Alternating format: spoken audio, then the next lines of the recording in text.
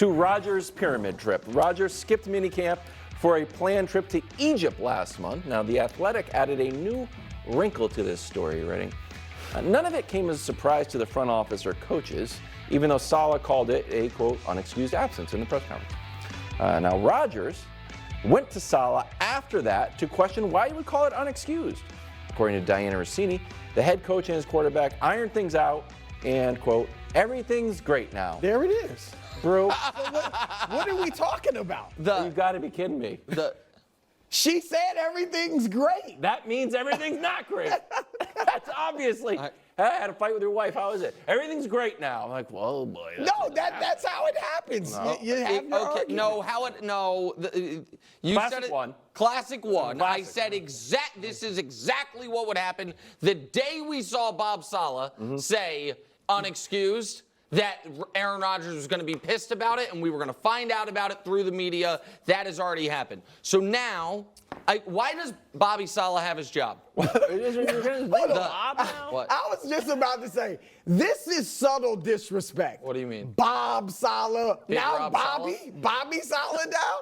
I mean, What, Big his Rob name Saleh, is Bob Robert. Saleh, Bobby Saleh? I don't know. Saleh. I'm being too familial. I don't know. I call you're called Brew you're on poking the. him. I don't You're mean to do poking it. him. I don't mean to do that at all. Okay, if you guys would, Big Robert Saleh. Bobby Saleh. But why does he have his job? He's a good defensive coordinator. No. Yeah, he's No, that's why he got the job. Okay. Why does he still have the job?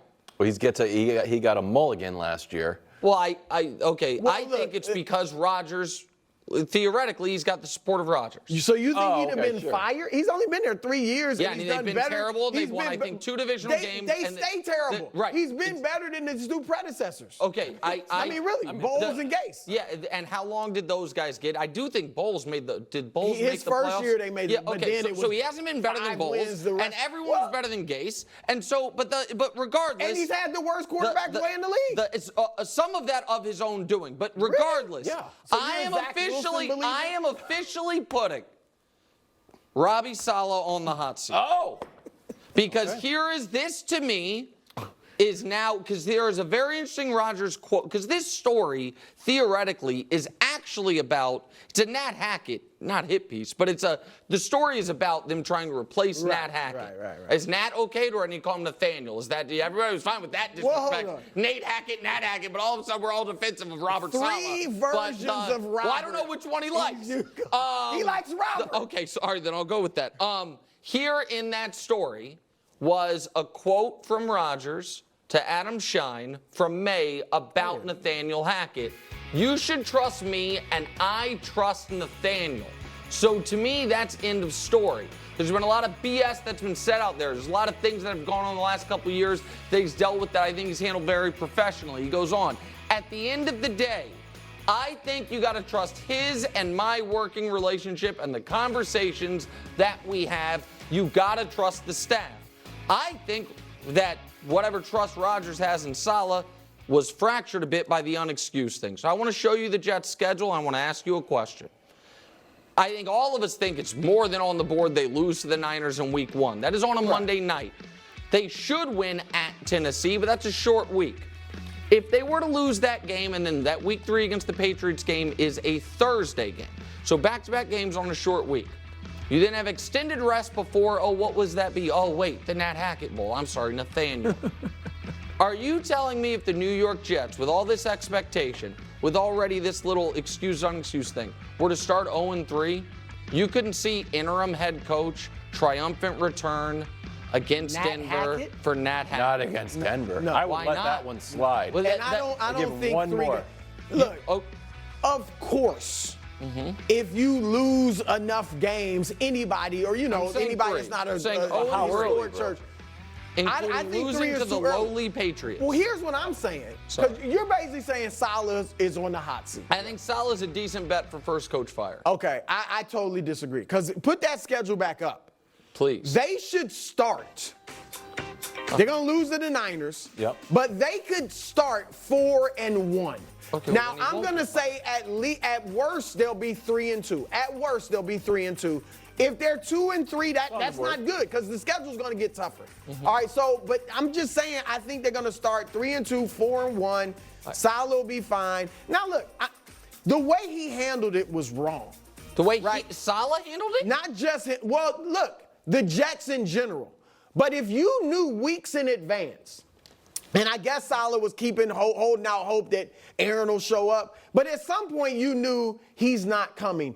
Get out in front of it and say, look, Aaron's been here for all the voluntary workouts. He's obviously all in. He's going to miss the 2 days of minicamp. We've talked to him. It's something he had planned before. Now, the New York media still digs a little, but for the most part, you kill it. It's not as nearly as big as it was. So they made a misstep in that. But this is where I really disagree with you. I don't think Saleh's been a bad coach because it's hard to tell because defense is his calling card. It's not hard to tell his win-loss record. That's how you tell the head coach. Look, the legendary all-time great coaches go somewhere and turn it around immediately. But generally, even they have a competent quarterback. He has not had competent quarterback play. True. And they did start in 2022 with Zach Wilson at QB. Started 5-2. And how'd they finish? And Breece Hall got hurt. They were a run team. Breece Hall gets hurt, and they go down from there. I'm just saying 7 wins, and I've rattled it off many a times. Houston, Philadelphia, Buffalo. He beat them with Zach freaking Wilson. The reason you can rattle it off is because those are their only good wins. And then you add Green Bay a year with before. a terrible quarterback. You're not even supposed to have one good win. Bro, it is not a one-on-one sport. If you have a great defense with good coaching and good special teams, you are supposed to have good wins. What team does that? What do you mean? Can you name one right now? Yeah, the Indianapolis Colts last year. The Colts last year that were How many games they win? 9, and they were playing for the playoffs in the final game of the year. But their quarterback was still better than Zach Wilson. The Steelers last year. I'm not saying he's Mike Tomlin. No, okay, well. And his defense, as good as it was not as good as Pittsburgh. The whole AFC, Tampa Bay, Baker the whole Mayfield. NFC South last year. They had Zach freaking Wilson. The Browns are a good example. Thank you, They Wyatt. had Joe Flacco, a Super Bowl winning Flacco was on the Jets the year you're saying they had terrible they let him go. No, the year you're saying he won 7 games terrible quarterback play, Joe Flacco was there. Last and then year, they won 7 games with terrible quarterback play. It's an incomplete. I can believe it. I can't believe they were a 4-win team when he got there. And what were they his first year there? A 3-win team. I'm not saying he's Vince Lombardi. And then his first year there, they were a 3-win team. I'm just saying he had a horrible quarterback and beat 3 playoff teams. No one has ever gone to the matches like this for Bobby Saleh before. Nobody. Strategically, the Joe Flacco thing was a mistake on your part. Yeah, just in the argument. I appreciate you bringing up the Browns wild. Even though I suggested this question, I want to be clear, this is a ridiculous question. This is if the Chiefs are the exact same as last year, it will be easier. Because if the Chiefs stay where they were, the path to the Super Bowl will be easier than it was last year for 3 very obvious reasons. The first one is their biggest competitors got substantially worse. The Bills took major steps back in personnel. The Ravens took major steps back in personnel and coaching staff. So those were the teams they played in the second round and the third round. They got worse. That's the first reason. The second reason is it is literally impossible for the Chiefs to have a harder path to a Super Bowl than the one they had last year. It was the hardest in NFL history, and I'll show it to you in quick 4 graphics in a row. The first one is, all right, what were the best teams in point differential? The only teams better than the Chiefs. Well, 4 of the 5 they beat en route to the Super Bowl. What about the best players in the league? Who finished better than Mahomes and MVP? Well, 5 of the 6 they beat en route to the Super Bowl. What about the actual history of point differential and how hard your path is? Teams who have where their opponents in the postseason run had a 600-plus point differential combined. It's just the 07 Giants, one of the most famous teams ever, which was really buttressed by that Patriots point differential by beating them, and the Chiefs. What about every single one of your opponents outscoring their regular season opposition by 100 or more points in the regular season? Only the Chiefs ever did that. 100. So the Dolphins, the Bills, the Ravens, and the Niners all outscored their opponents by 100+ that year. The Chiefs beat all of them en route to the Super Bowl. They all won 11+ games. They were all excellent teams. And then there is this last part of it, which I'm going to show you a graphic about the defense, but it's really about the bad stat on it, which is why I'm so confident for the Chiefs this coming year. Brew, which is this. Yes, they had an amazing defense, but takeaways, they were awful. There were 14 teams in the league last year, Brew, that were negative in the plus-minus. The Chiefs and 13 teams that won a combined 0 playoff games. The Chiefs had one of them were 27th in the league in plus-minus and 27th in takeaways, and they won the Super Bowl. So no, Was that not to do a pop quiz? Was that like falling on fumbles, or is that like grabbing interceptions? What do you mean? Like I thought takeaways were a lot of like just luck. No, but I'm saying they were 27th, meaning they got some of the fewest. They were the 27th is bad. Yeah. They had some of the fewest turnovers in the forced turnovers in the league. Yeah. As far so the point being, the turnover luck is some of it, and will find its median.